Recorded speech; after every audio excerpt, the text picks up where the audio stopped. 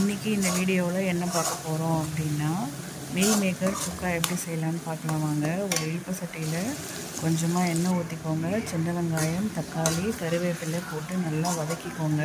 இஞ்சி பூண்டு பேஸ்ட்டு போட்டு நல்லா வதக்கிட்டு, ஒரு ஸ்பூன் மஞ்சத்தூள், ஒரு ஸ்பூன் மல்லித்தூள், ஒரு ஸ்பூன் கரம் மசாலா, கொஞ்சமாக தேவையான அளவு மிளகாய் தூள் போட்டு நல்லா வதக்கிக்கோங்க. கொஞ்சமாக தண்ணி விட்டு கொதிக்க விட்டுட்டு மீல் மேக்கர் எவ்வளோ வேணுமோ எடுத்துக்கோங்க.